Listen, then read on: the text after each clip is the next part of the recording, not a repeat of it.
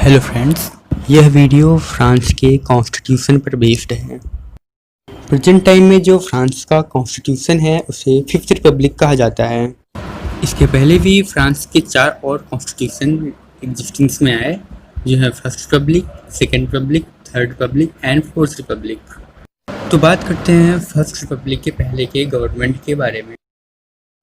1789 के रिवॉल्यूशन के पहले जो फ्रांस की गवर्नमेंट थी वह एंशियन रिजाइम थी। इसे ओल्ड रिजीम भी कहा जाता है। यह एब्सोल्यूट मोनार्की पर बेस्ड थी और लुइस 16 यहाँ का एब्सोल्यूट मोनार्क था। 1789 के रिवॉल्यूशन के बाद यहाँ मोनार्की का एंड होता है, जिसे फॉल ऑफ मोनार्की भी कहा जाता है। इसके बाद नेशनल कन्वेंशन का इस्टेब्लिशमेंट होता है। 1791 में फ्रांस का कॉन्स्टिट्यूशन बनता है, जिसे फर्स्ट रिपब्लिक ऑफ फ्रांस कहा जाता है। 1791 के कुछ समय बाद ही यहाँ पर एक सभा इकट्ठा होती है, जो 1791 के कॉन्स्टिट्यूशन को रिप्लेस करने के लिए एक नया कॉन्स्टिट्यूशन बनाती है। यह एक कॉलेजिएट एग्जीक्यूटिव को इस्टेब्लिश करते हैं, जिसमें 24 मेंबर्स होते हैं, और यह लेजिस्लेटिव असेंबली को इस्टेब्लिश करते हैं। लेकिन यह कॉन्स्टिट्यूशन कभी भी इफेक्ट में नहीं आता है। 1795 में डायरेक्टरी का इस्टेब्लिशमेंट होता है। यह एक बाईकैमरल पार्लियामेंट प्रोवाइड करता है, जिसमें अपर चैम्बर में 250 मेंबर्स होते हैं, लोअर चैम्बर में 500 मेंबर्स होते हैं और कलेक्टिव एग्जीक्यूटिव में 5 मेंबर्स होते हैं।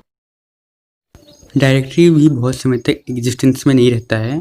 इसके जो मेंबर्स होते हैं वो सिचुएशंस को कंट्रोल नहीं कर पाते हैं। 1799 में कंसुलेट डायरेक्टरी को रिप्लेस्ड कर देता है। इस सिस्टम में अथॉरिटी 3 काउंसिल्स में वेस्टेड होती है।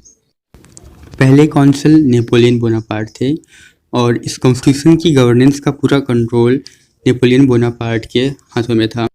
1804 में नेपोलियन बोनापार्ट खुद को एम्परर घोषित कर देते हैं और ऑफिस को हेरिडेटरी बना दिया जाता है। सेकेंड रिपब्लिक ऑफ फ्रांस, यह 4 मई 1848 को नेशनल असेंबली द्वारा पास किया गया था। यह एक प्रोविजनल गवर्नमेंट थी। प्रोविजनल गवर्नमेंट एक इमरजेंसी गवर्नमेंटल अथॉरिटी होता है। यह उन केसेस में बनाया जाता है जब किसी नए नेशन का इस्टेब्लिशमेंट होता है या फिर कोई प्रीवियस गवर्नमेंट कोलैप्स हो जाती है। यह कॉन्स्टिट्यूशन 14 जनवरी 1852 के कॉन्स्टिट्यूशन द्वारा रिप्लेस कर दिया जाता है। मई 1870 को सेकेंड एम्पायर का नया कॉन्स्टिट्यूशन ड्राफ्ट किया जाता है, लेकिन 19 जुलाई को यहाँ का एम्परर प्रूसिया के एग्नेस्ट में एक वॉर करता है और इस वॉर में वह सरेंडर्ड हो जाता है। जब जर्मन कैप्टर्स उसको रिलीज करते हैं तो वह इंग्लैंड चला जाता है, जहाँ 1875 में उसकी डेथ हो जाती है। 1875 में न्यू गवर्नमेंट बनती है, जो पार्लियामेंट्री रिपब्लिक होती है।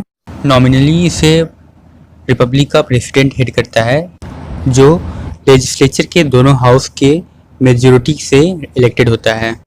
यह री इलेक्शन की एलिजिबिलिटी के साथ 7 ईयर के लिए इलेक्टेड होता है। गवर्नमेंट की एक्चुअल लीडरशिप प्राइम मिनिस्टर के हैंड्स में होती है। ऑफिशियली इसे president of the council of ministers कहा जाता है। लेजिस्लेचर बाईकैमरल होता है और अपर मेंबर, जिसे सीनेट कहते हैं, इसमें 300 मेंबर्स होते हैं, जो इलेक्टोरल कॉलेज से इनडायरेक्टली इलेक्टेड होते हैं।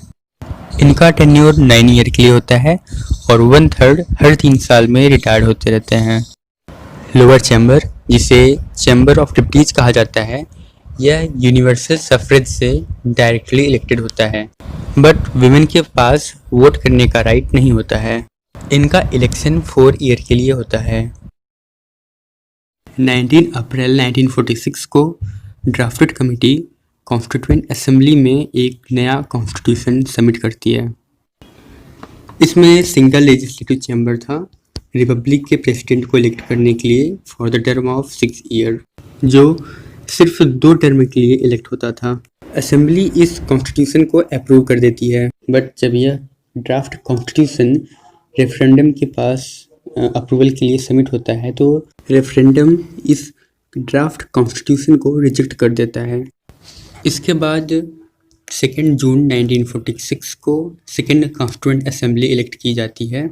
यह असेंबली अपने कंपोजिशन के 4 मंथ के अंदर ही एक फाइनल ड्राफ्ट प्रोड्यूस करती है। 13 अक्टूबर 1946 को यहाँ के लोग इस नए कॉन्स्टिट्यूशन को अडॉप्ट कर लेते हैं। फोर्थ रिपब्लिक के बाद फिफ्थ रिपब्लिक आता है। यह 4 अक्टूबर 1958 को रेटिफाइड होता है और 28 सितंबर 1958 को अडॉप्ट किया जाता है। कैबिनेट कमेटी 2 मंथ्स में कॉन्स्टिट्यूशन का ड्राफ्ट प्रिपेयर करती है। यह ड्राफ्ट कंसल्टेटिव कमेटी कंसीडर करती है। कॉन्स्टिट्यूशनल कंसल्टेटिव कमेटी में 29 मेंबर्स होते हैं और नेशनल असेंबली और काउंसिल ऑफ रिपब्लिक के 26 रिप्रेजेंटेटिव होते हैं और 13 मेंबर गवर्नमेंट के होते हैं। माइकल टेब्रे कैबिनेट कमेटी के चेयरमैन थे जो कॉन्स्टिट्यूशन को ड्राफ्ट किए थे। बाद में ये प्राइम मिनिस्टर बने।